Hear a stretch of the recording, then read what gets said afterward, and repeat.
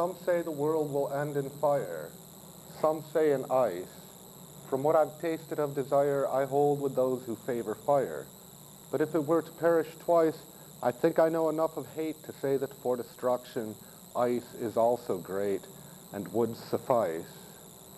Welcome to Oh Say Can You See, the bi-weekly live call-in show of the Society for Economic Equality. Over the past 3 years, we've discussed many issues of importance to working people in Grand Rapids and the world. We've discussed jobs, wages, unemployment, government corruption, union busting, ecological catastrophe. Tonight, we are going to discuss something that's on everybody's mind, and I don't mean a presidential member, I mean the end of history. We're going to be looking at 3 views: Karl Marx's view of the end of history, Francis Fukuyama's view of the end of history, and we'll even be briefly discussing various apocalyptic views of the end of history. Here with me tonight to discuss these topics are Rick Todd, Hi. Eric Smith, and Frank Girard.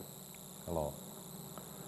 Well, of course, there's no way to understand an ending unless you have some understanding of the beginning and the middle, for that matter.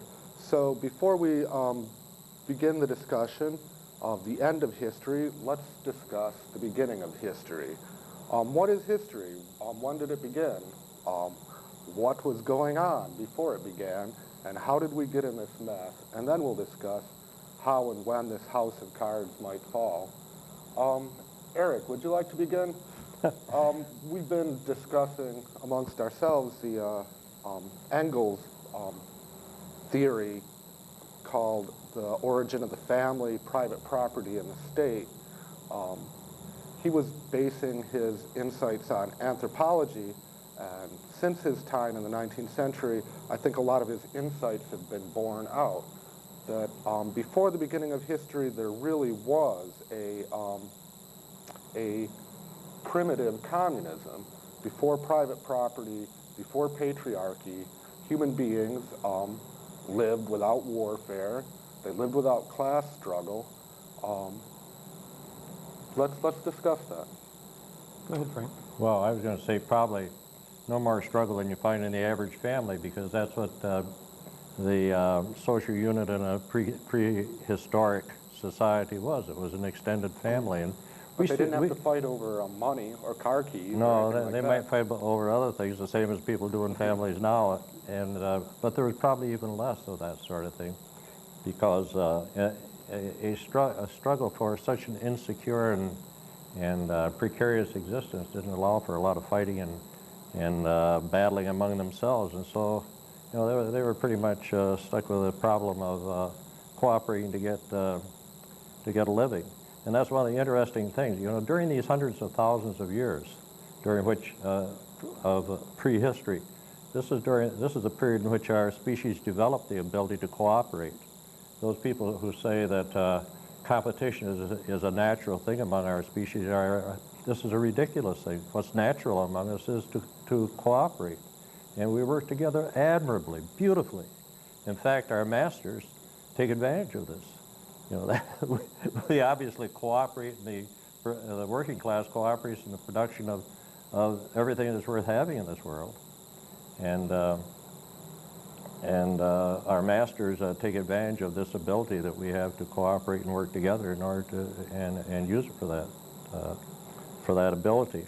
And during these hundreds of thousands of years, you know, it was a very precarious existence. And one of the things about our species is that we're constantly searching for security. What we had before was insecurity, and what we search for is security. And so anything that will make it easier to dig something, dig up food, or to hunt, or whatever, those kinds of things were used. And so we have the beginnings of agriculture and so on, and then the beginning of the problems that come with class distinctions. Let's first discuss prehistory before we begin with the beginnings of history. And let me first say that how we know what prehistorical societies were like is that some of them survived into the 20th century. These were very viable societies. The problem is when imperialism came, they were pretty much wiped out.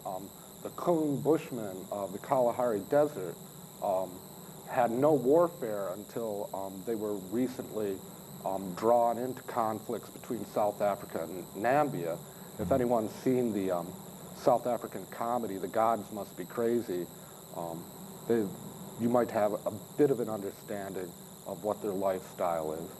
Eric? Yeah, I take a little bit exception with Frank's point that it was a brutish existence. A lot of studies have shown that Stone Age societies have more leisure time and do very well, although I think that the lifespans are probably shorter than ours.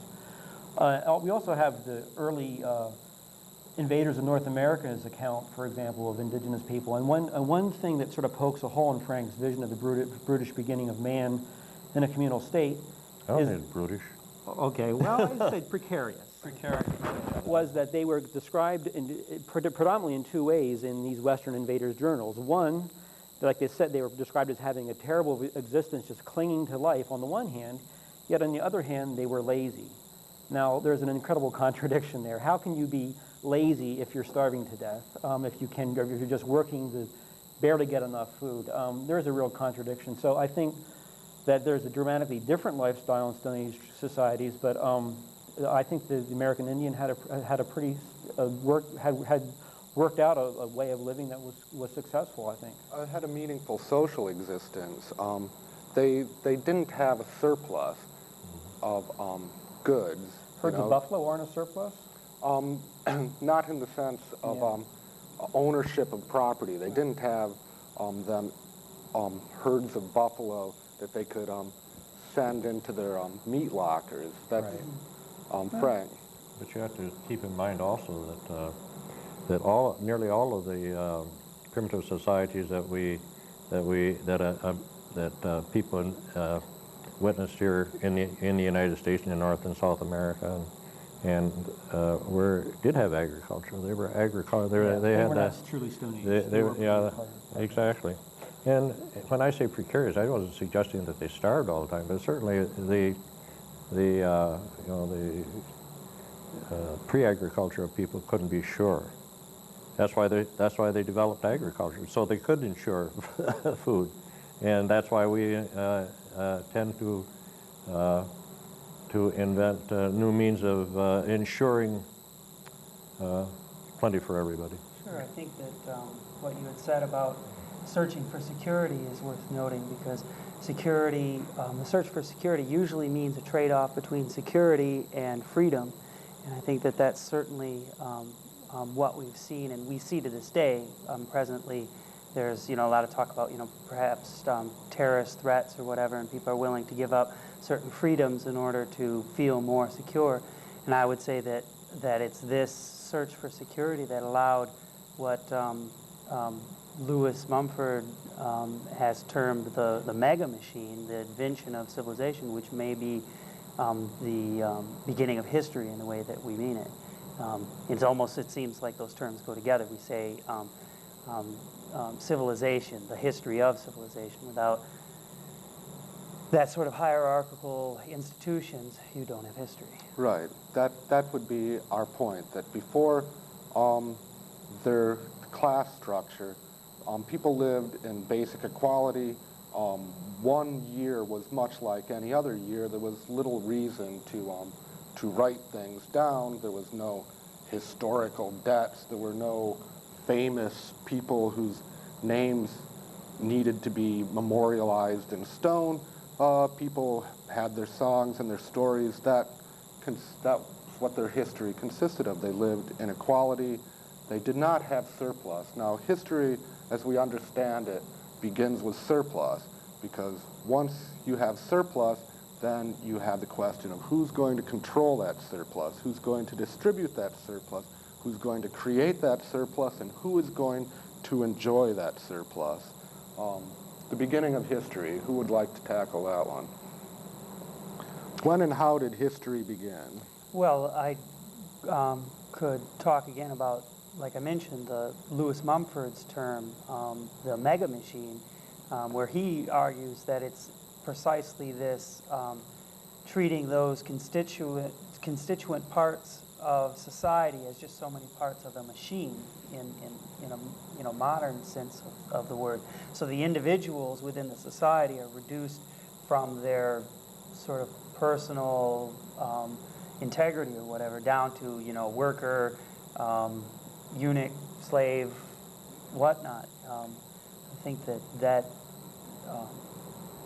development could certainly be identified as being it, the moment of. Certainly, Sumeria, Babylonia, Right. Egypt. Mm-hmm. Frank? Well, it seems to me what enabled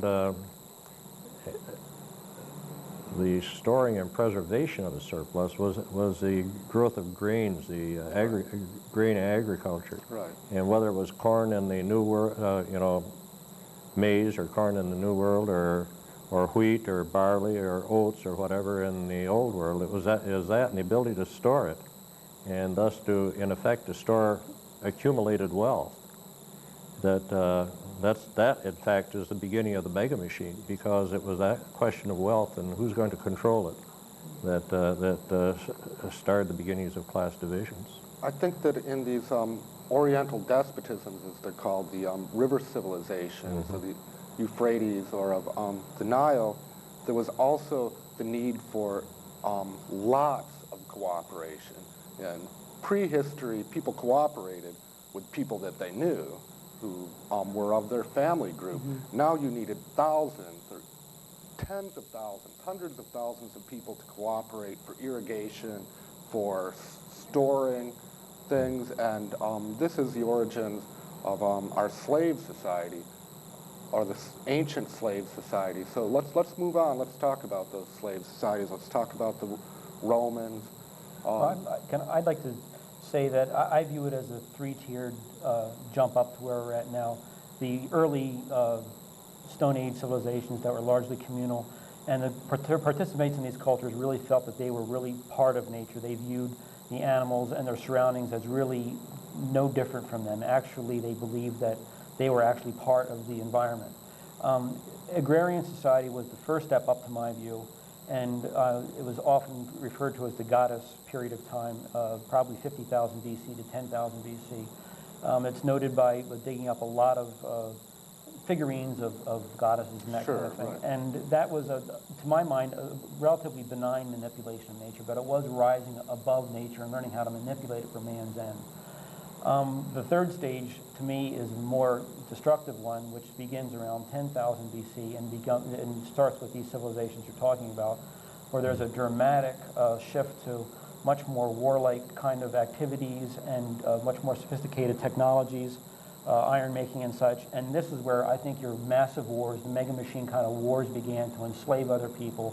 And it became not just a benign exploitation of the environment, but a very overt exploitation of other people's and the environment. And this begins our modern history that I think that basic period has continued from 10,000 BC up to today, where we're at the verge of, really taking this thing to the point where it uses up the entire planet. I think you're right. The rise of modern capitalism, or the rise of medieval feudalism, or even the rise of the great slave empires of the ancient world were not as fundamental a shift in human relations as came at the beginning of history with the end of matrilinear societies, the end of the clan Right. I agree with that. society, the rise of the state and private property.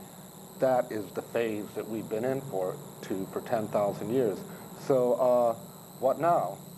Well, that was the big change. Before that, you had no classes, and now we have a series of civilizations or stages in civilization in which you have class-divided societies, and the first of these, as you pointed out, and others, is a slave society.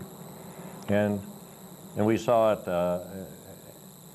The interesting thing about these kinds of class-divided societies is that they seem to have a beginning and an end. They blossom and grow and then wither and decay. And the first of these was the slave society. And the interesting thing is that the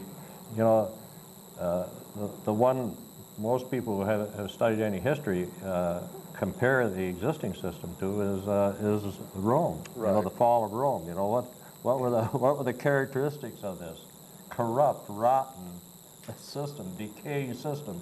And we start looking around, and we see the same sort of things happening then that happen today in a different area, and perhaps, place. but basically the same things. Certainly the Roman example proves a witticism I've heard, which is that no form of slavery is abandoned until a better one is designed. To take its place. Domitian, wasn't it Domitian who bound the workers to the land and began the feudal system as such? Because slavery wasn't working anymore. No, it was not. Yeah. For what reason? Why wasn't slavery working? First of all, those darn slaves didn't reproduce enough. That was a major They problem. were too busy working. They got home, they just wanted to sit in front of the TV set. And The last man another is a thing couch was that potato. the intense agriculture in a large part of the Roman Empire was so intense and so destructive that it simply made a desert out of whole areas of Italy and also North Africa. North Africa is largely, at one time, was a breadbasket of the world, you know. It's a dust bowl now. It's full of wildlife and lions and all kinds of stuff. I could think of a couple of other things.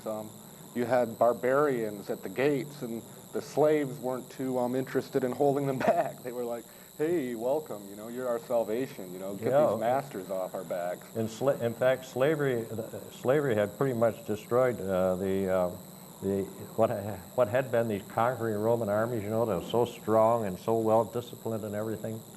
But, you know, they depended on getting farm kids to do the fighting. Right. And so if you've replaced agriculture by farm boys with agriculture by slaves, well, you've lost the basis for your army. Right. And that was one of the things that was happening. So, you know, the barbarians were always raising heck with the Roman Empire. They were always at the gates, you know. Right. But the Romans were able to beat them back, in fact, to conquer them.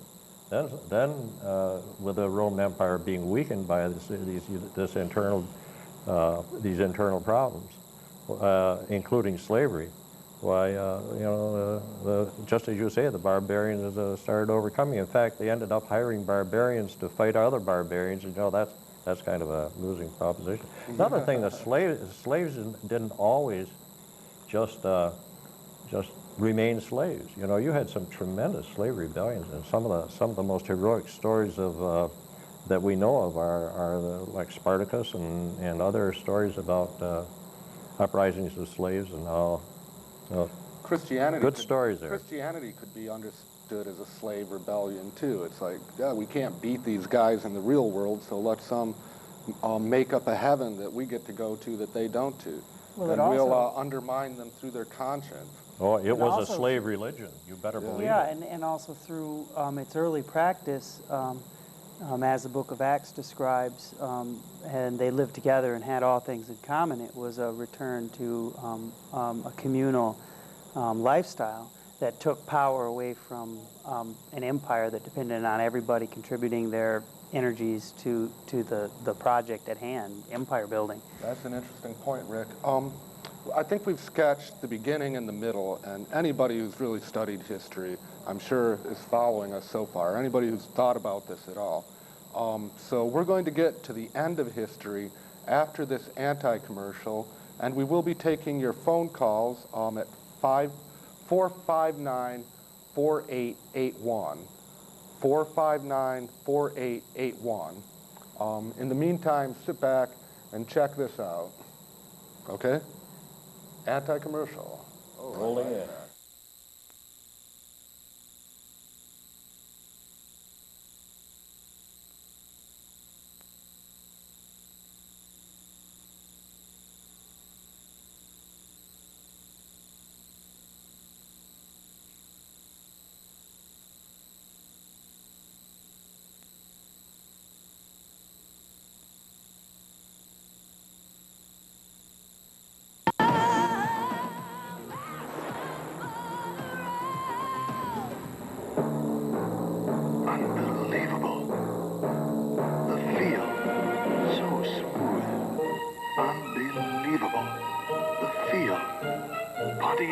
Grand Prix. So smooth. Today's audit. We know it converts gasoline into power, and power takes us where we want to go. What more could you ask? I mean, think of that. This is the one country in the world where we've manufactured, literally, these machines to carry us around that are expensive, that require these mass industrial infrastructures, requires this huge energy industry, highly inefficient, incredibly polluting. We pay an incredible price in terms of quality of life and health instead of committing ourselves to mass transportation options. And we do that to the extent that there are literally as many of those machines around as there are people. The power. Thus, we have the modern automobile that is the envy of the world. So strong. Now, what do you think is going to happen today when China, with 1.2 billion people, follows that same development model?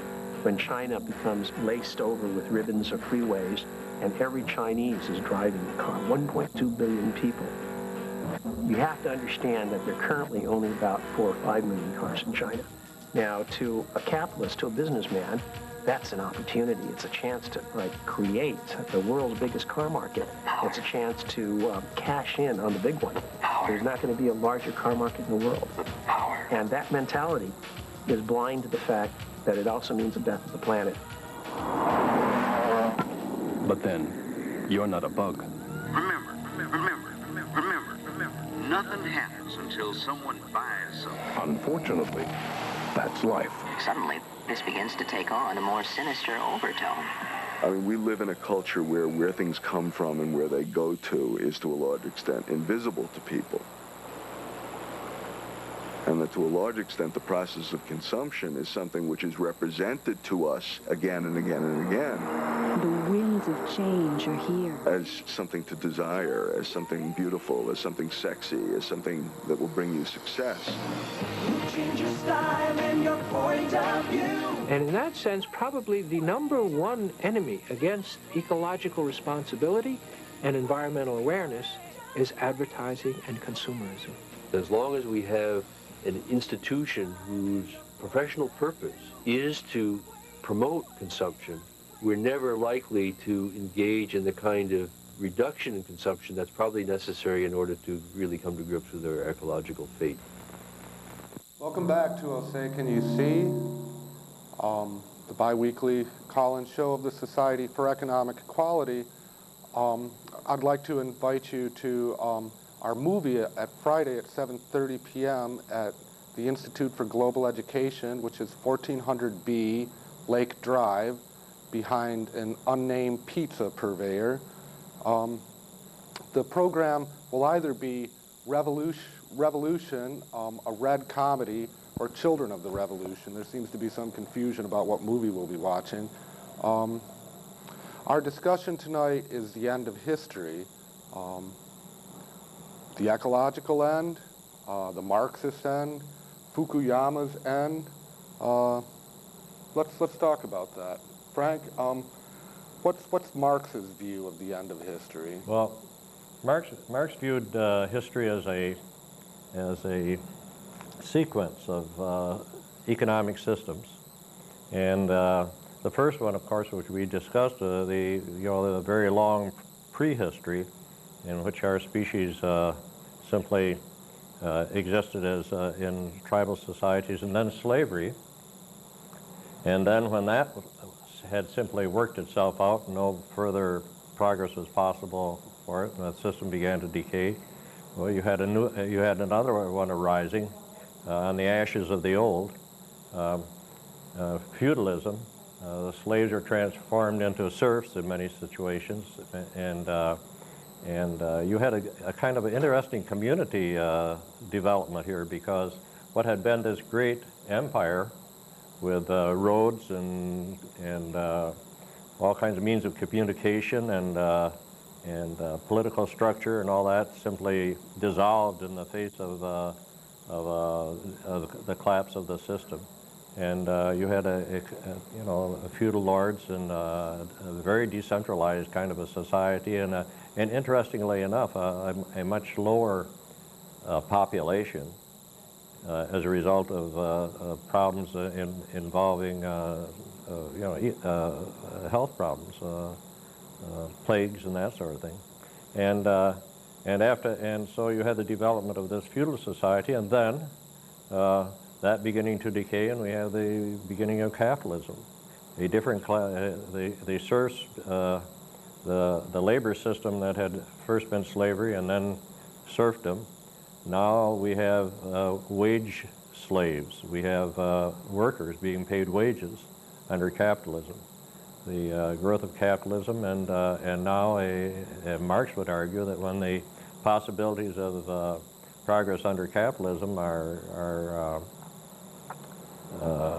come to an end, the possibility comes to an end of such progress comes to an end, the people who are presently the working class will destroy the capitalist system, and we'll have a new system based on social ownership and so on. Have we reached the ends of the ability of capitalism to expand? We discussed Lester Thoreau's statistics that capitalism has lost over half of its momentum in the past 20 years. However, we also have this shill from the Rand Corporation, Francis Fukuyama, a policy analyst employed by the infamous Rand Corporation, who are internationalists and capitalists. He says, communism collapsed, capitalism wins, end of history, game over. Now there will be no more change. As things are now, they will always be. The end of history has already occurred, according to Francis Fukuyama, and its result is not a community of happy campers, as Marx might have had it. It's what we have now, forever. This is it. We are in amber. Now that's patently ridiculous in the sense that the system being predicated on growth ignores the closed system that is the biosphere of this planet. So let's discuss apocalypse in terms of the environment. Well, let me have a couple more words on this. Sure. You know, the end of history. Well, when did capitalism reach the point where it had served its purpose as an economic system? And the Marxists would argue that the mission of capitalism was simply to raise the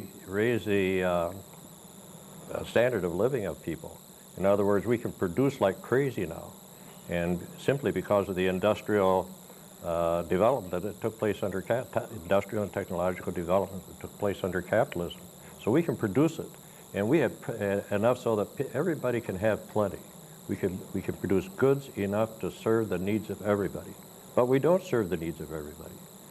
So we can do that. The system gave us the technology to do it, but unfortunately we're held back by the market mechanism. By the system itself. By the system itself, by the way it works out. Sure. And so here we are, probably reached that point in 1900. You know, we produced cloth and furniture and steel and everything. Probably reached that point in 1900.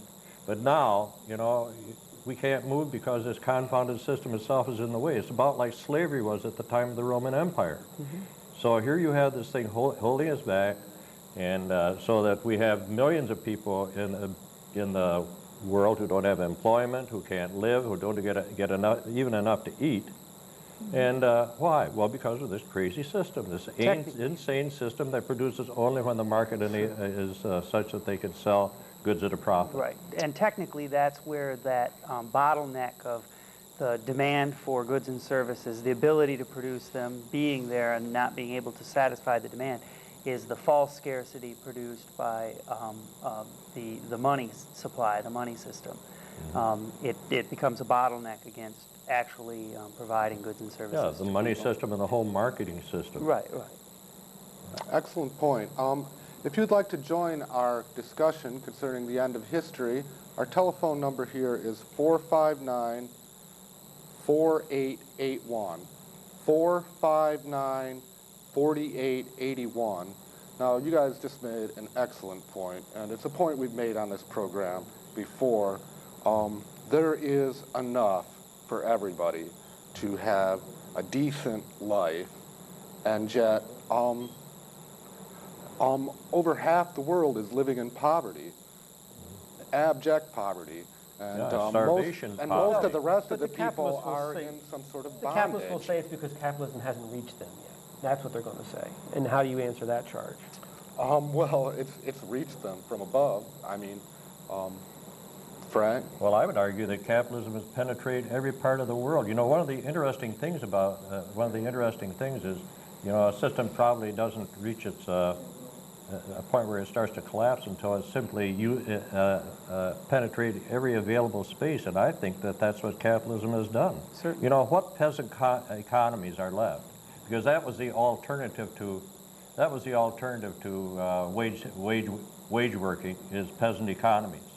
You know, in this country, we don't like to talk about a peasant economy, but the kind of an economy of small farms and so on that existed here to some extent until, you know, World War II. Sure. You know, 40-acre farm, you could make a living on a 40-acre farm. And it was the financial system and that bottleneck of credit that destroyed that farm ownership of people and turned it over to monopolies. So again, you see the interests of people and the interests of corporations going their separate ways. And like you said, we seem to be heading for the end run of this civilization model. And I think that's where you run into the apocalyptic vision. Now, personally, I believe in the prophecies of apocalypse and that sort of thing. Now, whether the coming troubled times will be that one, I have no idea. But I think it's fairly clear that, well, the principle you reap what you sow is inexorable. And as a civilization, we've got a lot of bad karma to endure the consequences of. I think that what people need to focus on, rather than some sort of millennial fever and all throwing up your hands and stuff, is to focus on what we can do in the here and now today to work for justice, to work for well, economic equality and well, a kind of economics that recognizes the root of that word, which is home. In other words, and a kind of economics that, if it doesn't improve everyone's home life, if it doesn't make your neighborhood nicer, if it doesn't make you get along better with your wife and kids, I think husband, that's closer to it. then you got to redefine it's bad what economics. means. And for so long, we've been in a situation where economics that we presently have, which is totally divorced from reality, the economic theorists, first they assume the model is correct, and then they demand that the world conform to what is essentially a feat of engineering, not of science, as they portend. Right? Pretend. Well, Pretend. I think you're probably right there. I think those of us who in the past have pointed to blueprints, I don't think there's anything wrong with doing that. You know, for one thing, it seems to me that people ought to be aware that there are possible alternatives and be able to look at them and test them and that sort of thing. But I think that the important thing that we all have to say is, the important thing is to name the enemy. The enemy is that insane, irrational economic system that's destroying us as a people and our planet. And we've got to get that message out. And then, you know, you were talking about apocalypse coming. You know, I wonder if it's really possible to think of anything more apocalyptical than the last century that we've been through. Any of you watched that series on public television called The Century of Total War? Mm-hmm. You know, this is what we've had. Mm-hmm. An economic system that should get off the historical stage. Capitalism should get off, but it's staying there. And look at what the fruit of this system is. Right. It's one horror after another. And that's why I say some of this is inevitable. War, what is That's why I say some of this is inevitable to work itself out because of the total power trip that the whole thing is. It's not just going to gracefully leave the stage as you seem to, be hoping for, and I certainly hope for it myself. But I think, again, our best hope, and to give people hope is not just to identify what the problem is, identify that the system is at odds with reality, but to say, well, what is in line with reality? There's people who are doing very important work in communitarianism and permaculture, sustainable industry, sustainable agriculture. And I think that a lot of people recognize that the system is inadequate, but they're not really willing to let go of it unless if you really give them some hope of a well thought out alternative. Yeah, I agree with that. The problem really is finding a way out of this mess. I think that the ad and ego was more on my line of thinking. The fact that regardless whether you believe capitalism can, improve the lives of the third world where it supposedly hasn't gotten there yet, where you gentlemen think it has gotten there, regardless, clearly we are on a collision course in using up the resources of the planet. And I'd like to call attention again, if I could, to this, which I drag out again and again, but I just think is so important. If you don't believe that we're really facing, in terms of an apocalypse, an environmental crisis, I urge you to get a copy of this World Scientist Warning to Humanity, which was published by the Union of Concerned Scientists and has been signed by a majority of the Nobel Laureate Prize winners in the sciences and by 1,700 other worldwide academy-level sciences. And I'd like to read from this 2 quick paragraphs. Don't listen to people like me that say that the environment is in really dire straits. Listen to what these people have to say, probably the best scientists in the world. If not checked, many of our current practices put at serious risk the future that we wish for human society and the plant and animal kingdoms, and may so alter the living world that it will be unable to sustain life in the manner that we know. Fundamental changes are urgent if we are to avoid the collision our present course will bring about. Warning. We, the undersigned senior members of the world scientific community, hereby warn all humanity of what lies ahead. A great change in our stewardship of the earth and life on it is required if vast human misery is to be avoided and our global home on this planet is not to be irretrievably mutilated. And I think that should settle any argument about whether we're really facing dire consequences from our continued overconsumption and wasteful exploitation of the planet. I'm an American, but it's not like I'm a huge consumer. Yeah. I want to make a distinction there. I don't think that it's half of the people who live in poverty who are destroying the planet. I think it's that 10% or that 1% who live in opulence. I mean, you can't blame the Roman slaves for the destruction of the Roman Empire. Those seeds were planted by the Roman ruling class, and I think we need to be careful with our pronouns when we start talking about we here. I think, accept that. Yeah. I think the decisions about what's going to be produced and how it's going to be produced, those decisions are not made by us. They're not made by the working class. They're made by the capitalist class, and they're made in the interests of the capitalist class. They're not being made in the interests of those of us who have to work for a living. The only solution to that is real democracy, where people get a chance to decide themselves, how resources are going to be developed and how they're going to be distributed. When that happens, then we can begin to talk about us and we. Until then, the people making the decisions are not us or we. Okay, now I take at least some kind of exception to what you're saying in those terms, because I think that especially as Americans, we have a certain amount of freedom that other people don't have by privilege of being Roman citizens in the modern Rome. And I think that certainly decisions are made that are beyond our immediate political control, but that economic control. Well, but that's the part that right, and I think that's an important part too, and that's why I say that as relatively wealthy people, just by being Americans, we have an extreme obligation to make decisions that don't keep those people who are keeping us in this situation of insanity from making their decisions, but at least don't contribute to their power. So I think that as we disengage from the present economic system more and more, as we make conscious choices to say, okay, well, what can I do to for instance, the movement in various communities to have local currency. Now, there's an example of people that are disengaging, continuing in real economic production of goods and services, but not participating in the insanity of the present system. So I think that we shouldn't give people too much slack, saying, well, it's not you, you don't have a responsibility. I think we need You're sort of backing up from his you position have that power, you people have aren't strength, you responsible just at have to all. realize your power, realize your strength, and exercise it.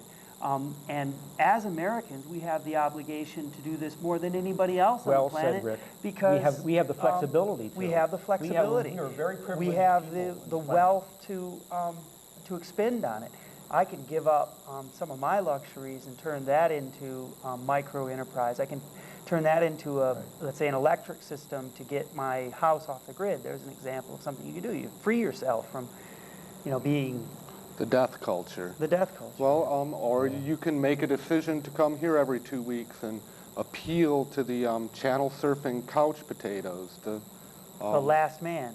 Yeah, the last man, without which the end of history would be impossible, according to Fukuyama. I think there really are. We're actually willing to talk to you people. I think you could even come to our meetings at Common Grounds on Monday night at 7 o'clock or Friday at noon.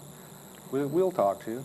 We will. Well, I have a little problem with this idea that we have a response, that all of us are responsible for the condition our society is in. No, not responsible for the condition, but responsible for the solution, Frank.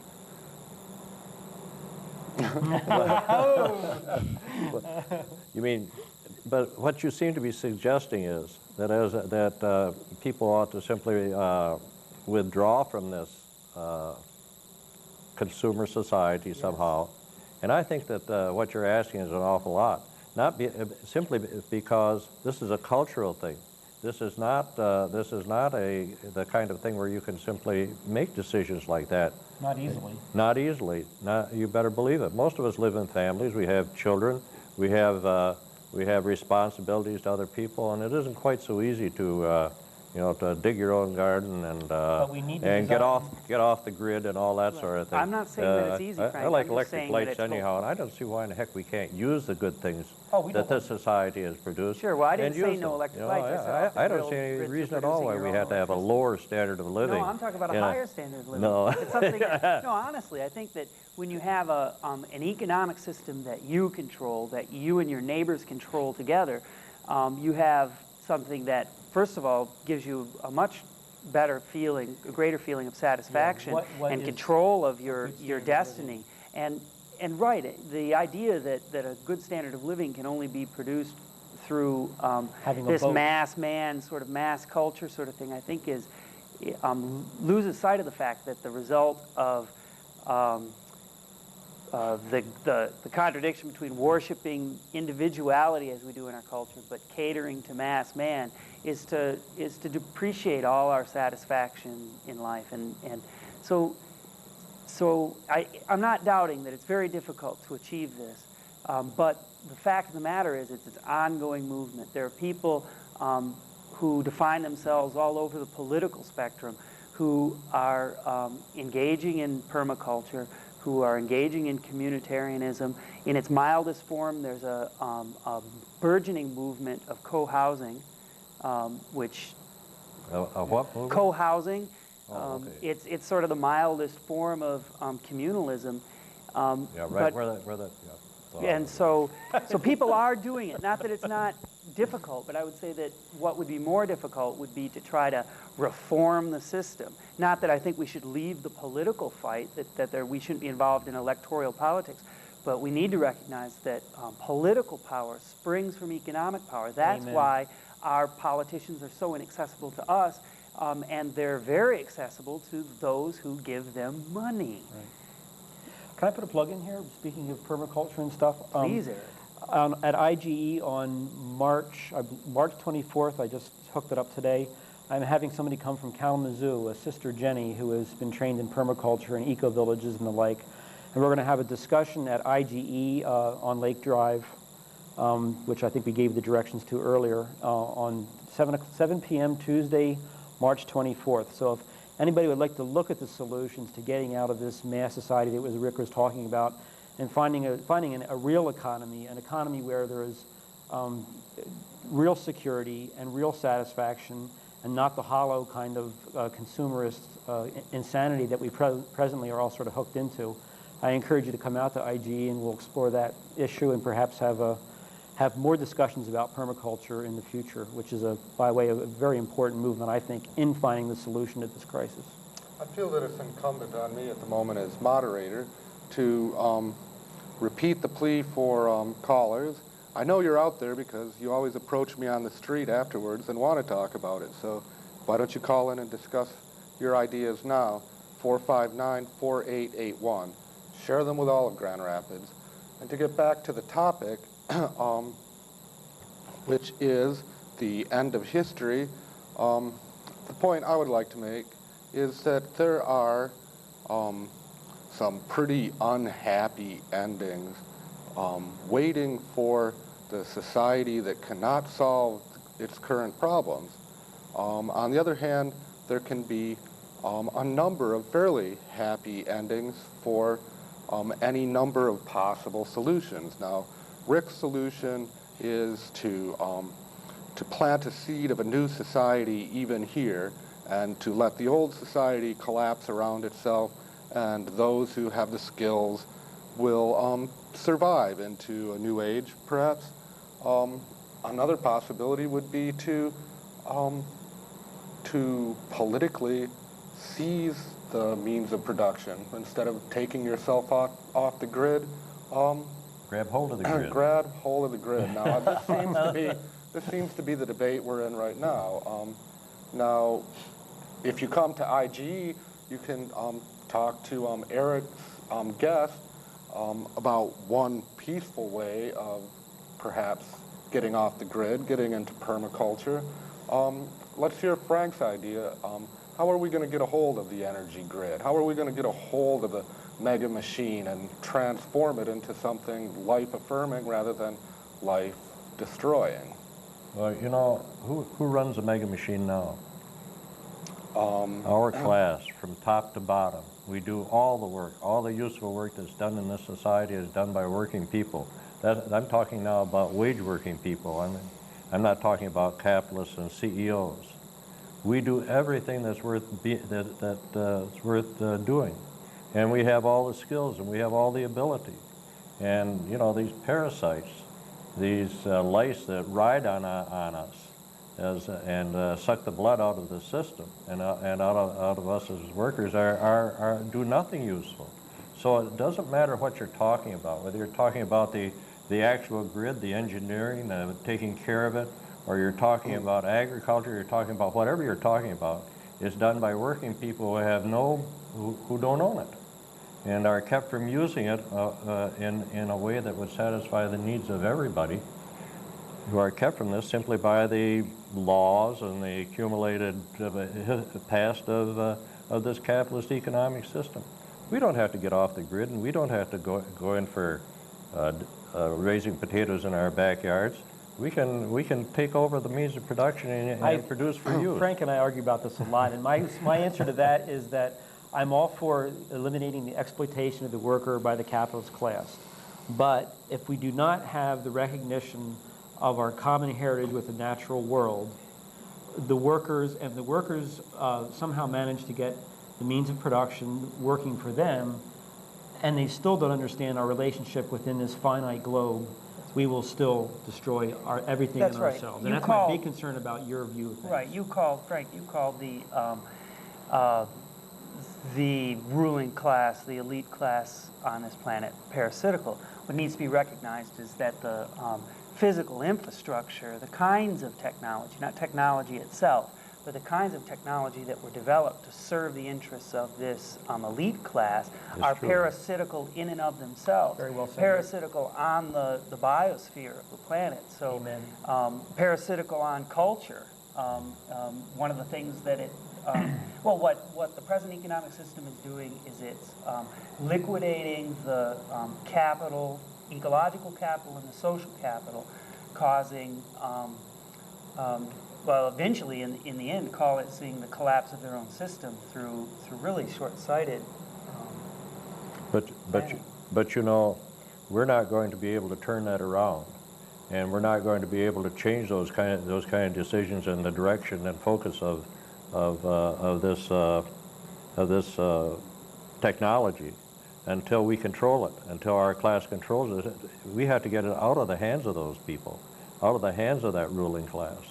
And that isn't going to come. That isn't going to happen until our class wises up. Word control. See, I don't like the word control. Right, I said get it out of their control. Right, but then into not somebody talking else's control. That's what I'm saying. Is that this very issue of to control, the urge to control. It's part of the paradigm. That's the beginning. That's the beginning of a hierarchical sort of authoritarian government. Well, no, I think that the word you used, control, is indicative. He said. of the system. He said we've got to get it out of the control of the ones who Minority. have it now. But isn't that 5-10% imply that to get it in control of some new elite? No, even not if a new elite. Democratic.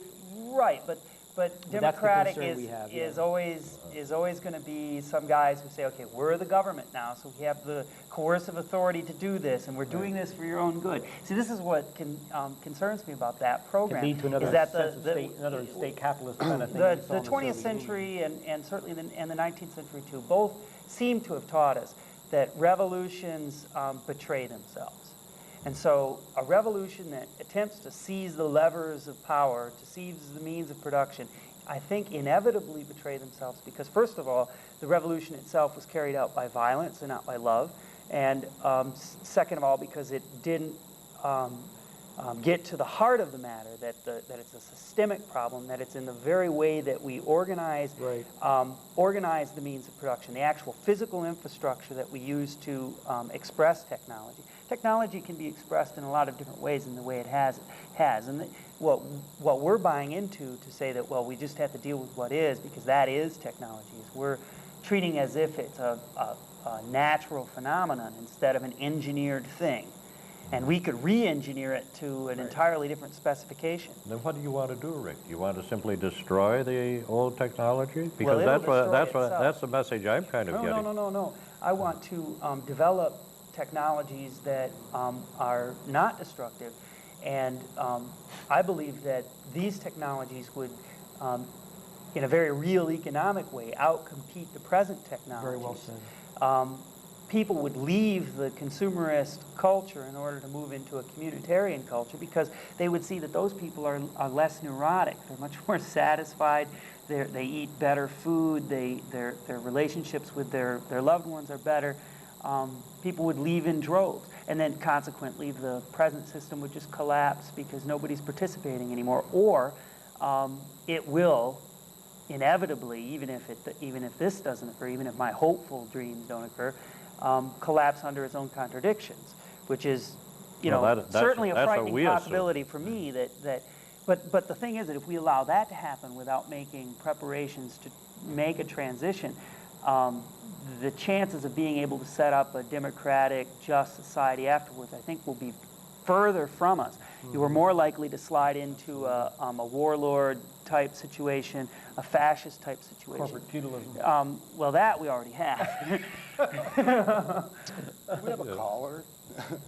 Is that a caller? Steve. Oh, that's me. Well, I'm calling, and here's another view of the end of history, perhaps the most frightening of all, even more frightening than Fukuyama's view of is Orwell's view in 1984 of a jackboot on the human face forever. I say if we leave the means of control, the technology for surveillance, for police state capabilities in the hands of the class that is presently employing them, that may well be their solution to the contradictions in which they're facing. The imminent collapse of their system once it reaches a point where it can no longer expand. It's like, well, we don't need to expand anymore. All we need to do is to make sure that we have people well in control. A state like China seems to be inspiring the U.S. government to no end. I mean, hey, prison labor, that sounds good. We pick that up. Organ harvesting, hey, that's pretty good. Let's start. China seems to be the model for the future of American so-called democracy, and I find that more frightening than absolute annihilation. Yeah, right, and the level of life of their wage slaves is right down there close to the bottom, and that is really sounds good to the. They like it. Oh, Indonesia and China. That's why they move all our jobs there. Well, our jobs, I don't know. Speak up, there I go saying it. If people don't speak up, certainly this is a real possibility. And that's whenever I am on the show, I urge people to speak up and start talking about these issues, because if we don't, there is an increased possibility of this kind of scenario developing in a real way. Certainly. That's why we come and try to reach you couch potatoes, you last human being. You know, this is it. This is the time. Yeah, this moment in history is no time for cowardice, either intellectual or physical. I think that people who believe in some sort of ideals of freedom and justice or whatever need to wake up to the fact that what little of it may be left is slipping away, or it's already gone and it's just an illusion what we're looking at now. But that, today is the day and now is the time to act, to either mitigate the consequences of some coming social collapse, or to prevent it. We are very close to the end of our show. So what can we say about those people with millennial fever, people like James Watt, who some of you may remember, who, when he was before the Senate to be confirmed as Secretary of the Interior, said, well, since Jesus is coming back real soon and he wants us to cut down all the forests anyway, I think that'd be a good idea. Let's cut down the forest. I think he's a lousy theologian. I think he forgets that what the prophet said God requires is to see justice done, and see justice done to widows and orphans, and that the land be taken care of. And he's a good Eric, leave it. Frank, let's have your final word here. Well, this is the end.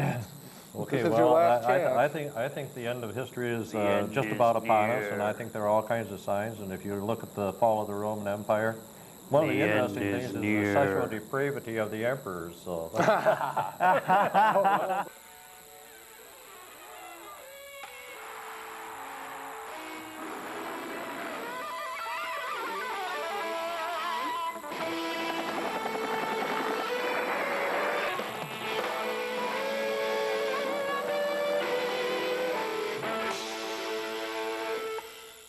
In today's multicultural, interconnected world, things change really fast. The only way to compete globally is to get a global education. As a YFU international exchange student, you gain the knowledge and the skills that will prepare you to be a world player. If you're between 15 and 18 and have the guts to jump out of your familiar surroundings and land in one of 30 countries around the world, you're the type of student YFU is looking for. Call 1-800-ARE-YOU-READY and ask for this free book on international exchange for high school students.